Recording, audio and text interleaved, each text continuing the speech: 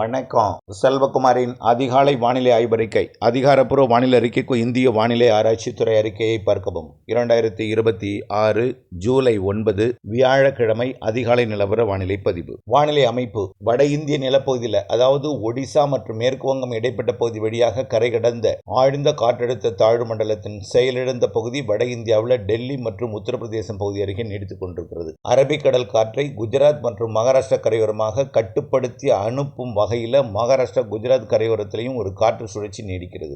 இதன் காரணமாக அரபிக்கடலோர மாநிலங்கள் முழுவதும் கனமழை இருக்கு. நேற்றைக்கு பாலக்காட்டு கணவாயில கூட மழைப்பொழிவு, நல்ல மழைப்பொழிவு பொழிந்திருக்கிறது. பொள்ளாச்சி கூட 3 சென்டிமீட்டர் வரைக்கும் மழை பொழிந்திருக்கு. சில இடங்கள்ல நெகமம் கூட 1.5 சென்டிமீட்டர் வரைக்கும் மழை பொழிந்திருக்கிறது. வால்பாறையில் 8 சென்டிமீட்டர் மழை பொழிந்திருக்கு. இன்னும் கூடுதல் மழைப்பொழிவு 10-12 கூட இருந்திருக்கலாம். இன்னும் தகவல் கிடைக்கல. ஆகவே தாமதமாக தான், பொழுது விடிந்த பிறகுதான் தகவல் கிடைக்கும். அங்கேயும் கூட ஒரு 12 சென்டிமீட்டர் வரைக்கும் சின்ன கல்லாரில் மழை பொழிந்திருக்கலாம், கூடுதல் கூட பொழிந்திருக்கலாம். நேற்றைய மழைப்பொழிவு பார்த்தீங்கன்னா, பாலக்காட்டு கணவாயின் நுழைவாயிலில் தொடங்கி நுழைந்த மழைப்பொழிவு நேற்றைக்கு ஆனமலையில் 16 மில்லிமீட்டரும், அதாவது பொள்ளாச்சி 26 மில்லிமீட்டர், அதாவது 2.5 சென்டிமீட்டர் வரைக்கும் மழை பொழிந்திருக்கு. அதை தாண்டி நெகமத்திலையும் 16 மில்லிமீட்டர் மழை பொழிந்திருக்கிறது. இன்னும் பார்த்தீங்கன்னா பல இடங்களில் மழை பொழிவு, அதாவது கோயம்புத்தூர் மாவட்டம் மாநகரத்திற்கு மேற்கே இருக்கக்கூடிய பகுதியெல்லாம் கூட நல்ல மழை. தொண்டாமுத்தூர் 22 மில்லிமீட்டர் மழை பொழிந்திருக்கு. தொண்டாமுத்தூர்ல இந்த சாரல் அப்படியே பார்த்தீங்கன்னா கன்னிவாடி வரைக்கும் கூட அந்த சாரல் வந்து விழுந்திருக்கிறது. வெள்ளக்கோயில் வரைக்குமே சாரல் விழுந்திருக்கிறது நேற்றைக்கு. அதே போல நேற்றைய சாரல்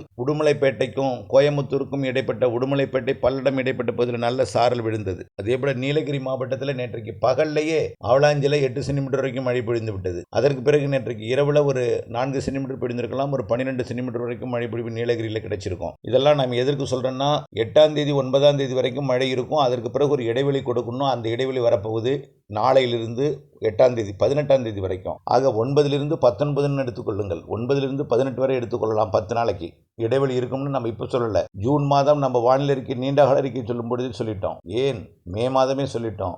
இடையில ஒரு 10 நாள் இடைவெளி இருக்கும் ஜூலைல.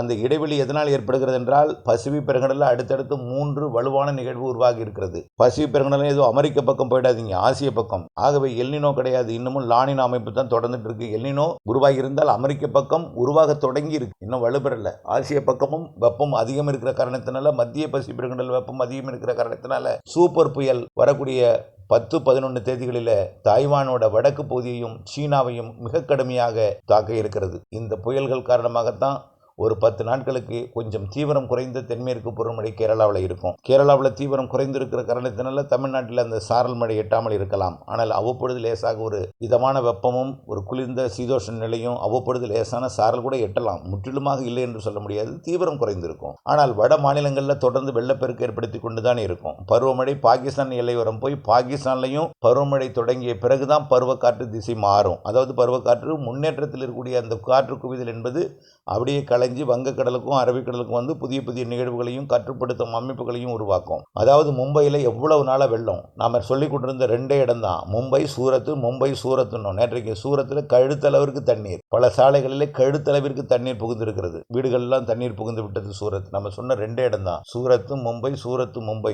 நேற்றைக்கு சூரத் பிடித்து விட்டது. அதே போல தான் வட இந்தியாவில் டெல்லி எல்லாம் மழை பிடிவு தொடங்கி இருக்கிறது. வட இந்தியாவில் பல பகுதிகளில் வெள்ளப்பெருக்கு ஏற்படுத்தி கொண்டே இருக்கிறது. கேரளாவில் மழை பிடிந்து கொண்டிருப்பதற்கு ஒரு சாட்சி, வயநாட்டிலே நிலச்சரிவு ஏற்பட்டதை நீங்கள் நினைவில் கொள்ள வேண்டும். அதே போல கர்நாடகா, கேரளாவில் மழைப்பொழிவு நேற்றைக்கு இருந்தது. இது நம்பிக்கை ஏற்படுத்தி இருக்கும் விவசாயிகளுக்கு. ஆக தயவுசெய்து மீண்டும் சொல்கிறேன், நேற்றைக்கு ஊடகங்கள்ல என்ன சொல்லிட்டு இருக்காங்கன்னா, தமிழ்நாட்டுக்கு மட்டும்தான் எல்னினோவோ, ஆக பிற மாநிலங்கள்லாம் மழை நல்லா பெய்யுதே, அப்ப தமிழ்நாட்டுக்கு மட்டும் எல்னினோ என்று வாசிக்க தொடங்கி இருக்கிறார்கள். தமிழ்நாட்டுக்கு எப்படிங்க எல்னினோ வரும்? தென்மேற்கு பருவமழை காலத்தில் தமிழ்நாடு தவிர்த்த பிற மாநிலங்களில் தான் மழை பொழியும். ஆக தமிழ்நாடு தவிர்த்த பிற மாநிலங்களுக்கு தான் தென்மேற்கு பருவமழை. கேரளாவில் தென்மேற்கு பருவமழை தீவிரம் குறைவாக இருக்கும் பொழுது தமிழ்நாடு வெப்பமாக இருக்கும். காரணம் என்னன்னா, சூரியனின் குத்துக்கதிர் இந்தியாவில் மீதுதான் தற்பொழுது விழுந்து கொண்டிருக்கிறது. கடந்த டிசம்பர் மாதம் மகர ரேகையில் விழுந்த சூரியனின் குத்துக்கதிர் மார்ச் மாதம் நிலநடுக்கோட்டுக்கு வந்து அதன் வழித்தடத்தில் தான் ஏப்ரல் மேல தமிழ்நாடு வழியாக வட இந்திய பகுதியை நோக்கி நகர்ந்து ஜூன் 21 வட இந்தியாவில் விழுந்து தற்பொழுது தமிழ்நாட்டை நோக்கி திரும்பி கொண்டிருக்கிறது. ஆக தற்பொழுது ஒடிசா, ஆந்திர பிரதேசத்தில் விழுந்து கொண்டிருக்கூடிய சூரியனின் குத்துக்கதிர் மத்திய ஆந்திர பிரதேசம், தெற்கு ஆந்திர பிரதேசம் என்று நகர்ந்து ஆகஸ்ட் மாதம்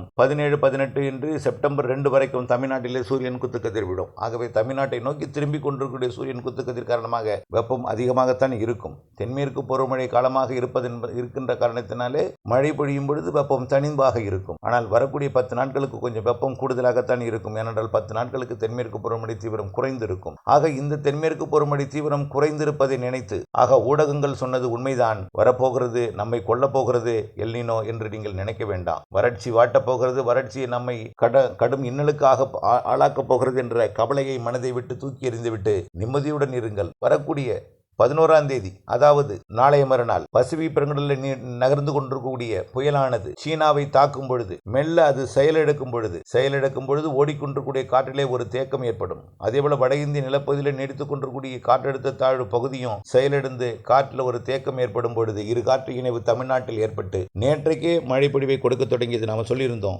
9, 10, 11, 9, 10, 11. ஆகவே அந்த மழைப்பொழிவு நேற்றைக்கே கொடுக்க தொடங்கி இருக்கிறது. ராமநாதபுரம் மாவட்டம் மற்றும் சிவகங்கை மாவட்டத்தில் நேற்றைக்கு மீமிசெல்லம் 2.5 சென்டிமீட்டர் மழை பொழிந்திருக்கிறது. அதாவது புதுக்கோட்டை மாவட்டம் கடலோரம் ஜெகதாப்பட்டினம், கோட்டப்பட்டினம், மீமிசெல்ல. அதே போல பொன்பேதியில் 16 மில்லிமீட்டர் மழை, அதுவும் புதுக்கோட்டை மாவட்டம் தான். சிவகங்கை மாவட்டம் பேரட்டுக்கோட்டையில் 16 மில்லிமீட்டரும், அதே போல ஆவுடையார் கோவிலையும் மழை, காரைக்குடியிலும் நல்ல மழை பொழிந்திருக்கிறது. அமராவதி புதூர்ல 2 சென்டிமீட்டர் மழை பொழிந்திருக்கு. இவையெல்லாம் சிவகங்கை புதுக்கோட்டை மாவட்ட எல்லையோரம் தொடங்கி மீமிசல் வரைக்கும் நல்ல மழை பொழிந்திருக்கு. அதே போல இன்றைக்கும் மழை இருக்கும். நேற்றைக்கு மாலையில் பார்த்தீங்கன்னா கருமேகம் சூழ்ந்து பெரிய அளவில் கொட்டி தீர்ப்பது போல மேகம் திரண்டு டெல்டாவிற்கு வந்திருக்கும். இன்றைக்கும் கூடுதல் மேகங்கள் திரளும். ஆனால் இன்றைக்கு தூறல் விழ வாய்ப்பு இருக்கு. இன்றைக்கு மாலையில் 3:30 மணிக்கு மேல், மதியத்துக்கு மேல் 6 மணிக்குள்ளே ஆங்காங்கே ஒரு சில இடங்களில் தூறல் விழலாம்.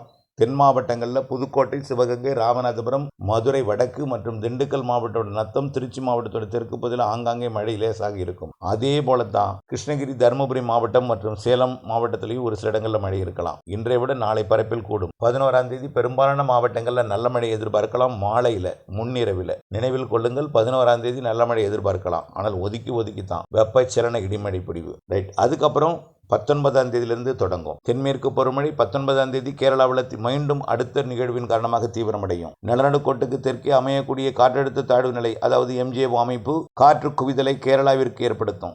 வரக்கூடிய 19இலிருந்து தென்மேற்கு பருவமழை தொடங்கி மீண்டும் தீவிரமடையும். ஆக இடைவெளிக்கு பிறகு மீண்டும் 19இலிருந்து தொடங்கக்கூடிய தென்மேற்கு பருவமழை மாத இறுதியில் வலுத்திருக்கும். மாத இறுதியை விட ஆகஸ்ட் முதல் வாரத்தில் நன்றாக வலுத்திருக்கும். ஆகஸ்ட் 10 தேதி வரைக்கும் நன்றாக வலுத்து கொடுக்கக்கூடிய அந்த தென்மேற்கு பருவமழை முழுமையான நம்பிக்கையை கொடுக்கும். ஒரு 5 நாள் இடைவெளி கொடுக்கும். அப்பொழுது பசிபிக் பெருங்கடலில் ஒரு நிகழ்வு உருவாகும். வலுவான நிகழ்வு, சூப்பர் புயல்.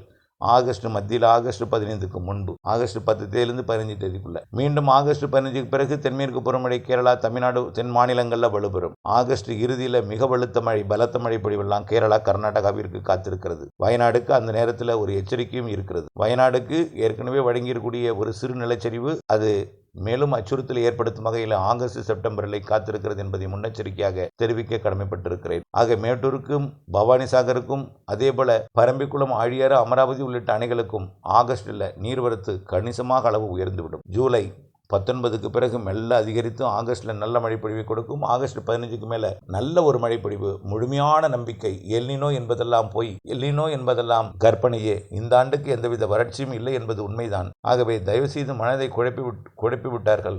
நமக்கும் அந்த நம்பிக்கை அப்படிப்பட்ட ஒரு மனக்குழப்பத்திலிருந்து மீண்டெழக்கூடிய வகையில் அணைகளுக்கு நீர்வரத்தை கொடுக்கும் வகையில் ஆகஸ்ட் 15க்கு பிறகு நிறைய மழைப்பொழிவை கொடுக்கும். செப்டம்பர் தொடங்கியதும் நல்ல மழைப்பொழிவை கொடுக்க தொடங்கிடும். செப்டம்பரில் இடி மின்னல் மழைப்பொழிவும் இருக்கும். கேரளா, கர்நாடகாவில் தென்மேற்கு பருவமழை வலுத்திருக்கும். ஆந்திர பிரதேசம் மற்றும் அதனை ஒட்டியுள்ள தமிழ்நாட்டு கரையோரமாக காற்று சுழற்சிகள் உருவாகும் செப்டம்பரில். அது தெற்காந்திர பிரதேசத்திற்கும், மத்திய ஆந்திர பிரதேசம், வடக்காந்திர பிரதேசம், ஒடிசா மற்றும் தெலுங்கானா, கர்நாடகா, கோவா, மகாராஷ்டிராவிற்கு பாதிக்கும் மழைப்பொழிவை கொடுக்கலாம். ஆகஸ்டில், செப்டம்பரில்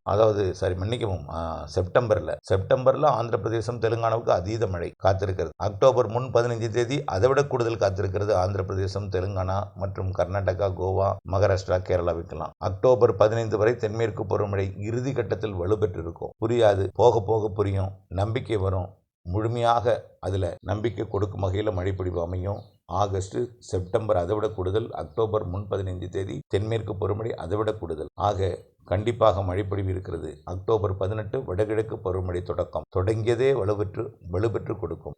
எப்பொழுதுமே தொடங்கும் பொழுது குறைவாக இருக்கும். நவம்பரில் தான் தீவிரமடையும். ஆனால் இந்த ஆண்டு அக்டோபரே அதிகமான மழைப்பொழிவை கொடுக்கும். நவம்பர் அதை விட கூடுதலாக கொடுக்கும். டிசம்பரில் தொடரும் மழை. இடைவெளி குறைந்த நாட்களாக இருக்கும். மழை இடைவெளி குறைந்தும் மழை நாட்கள் அதிகமாகவும் இருக்கும். சிறு நிகழ்வு அதிக மழை தரும். கண்டிப்பாக நிரப்பும் மழை தான். வடகிழக்கு பருவமழை நிரப்பும் மழை. ஏரி குளங்களை ஆழப்படுத்துவோம், அகலப்படுத்துவோம், கரைகளை பலப்படுத்துவோம். புதிய பண்ணை குட்டைகள் கிணறுகள் அமைப்போம், மழை நீரை சேகரிப்போம் என்ற ஒரு தாரக மந்திரத்தை கையில் எடுத்துக்கொண்டு, அடுத்த ஆண்டு கோடையில் கொஞ்சம் வெப்பம் அதிகமாக இருக்கும், இருந்தாலும் மழைப்பொழிவு இருக்கிறது, அது அச்சம் வேண்டாம். ஏனென்றால் இந்த ஆண்டு ஜனவரி மாதம் தான் தெரிய வரும் அடுத்த ஆண்டு எப்படி மழைப்பொழிவு இருக்கணும். ஜனவரி மாதம் பருவமழை நிறைவடையும் பொழுது எப்படிப்பட்ட வெப்பநிலையை விட்டு சென்றிருக்கிறது என்பதை பார்த்தும், நிலநடுக்கோட்டுக்கு தெற்கே எப்படி வெப்பநிலை இருக்கிறது என்பதை பார்த்து தான் 2027 தென்மேற்கு பருவமழையும் கோடைமழையும் நாம் அறிவிக்கும். இருந்தாலும் அச்சப்பட்டு கொண்டு எதையும் மனதில் புழுங்கிக் கொண்டு இருக்க வேண்டாம். நம்பிக்கையுடன் இருங்கள். மழை பொழிவு நிறைய இருக்கிறது, தாமதமாக பொழியும். அதற்கான சாட்சிகள் நேற்றைக்கு பொள்ளாச்சியில் கொடுத்த மழை, நீலகிரி வால்பாறையில் கொடுத்த மழை, வயநாட்டில் கொடுத்த நிலச்சரிவு, கர்நாடகா, மகாராஷ்டிரா, கோவா மற்றும் குஜராத் போன்ற பகுதியில் ஏற்படுத்தக்கூடிய வெள்ளம், கழுத்து முட்ட நிறைந்திருக்கக்கூடிய வெள்ளம், வட இந்தியாவில் கொடுத்திருக்கக்கூடிய மழை, வடகிழக்கு மாநில வெள்ளம், இவையெல்லாம் உங்களுக்கு நம்பிக்கை ஏற்படுத்தியிருக்கும். ஆக வெயில் அனல் என்ற பேசுபொருள் மாறி வெள்ளம் என்ற பேசுபொருள் மாறி இருக்கிறது. தமிழ்நாட்டுக்கு மட்டும் எல்னினோ என்கின்ற ஒரு பேசுபொருள் தொடர்ந்து கொண்டிருக்கிறது. இந்த நிலையும் மாறும் விரைவிலே. பொறுத்திருங்கள் ஒரு 10 நாள். அதற்கு முன் இன்று, நாளை, நாளை மறுநாள் வெப்பச்சலன இடிமழை பொழிவு இருக்கு. 11ஆம் தேதி கூடுதல் பரப்பில் இருக்கு. அடுத்தது 19ஆம் தேதியிலிருந்து எதிர்பார்க்கலாம். இணைந்திருங்கள் அப்டேட்ஸுடன். நன்றி.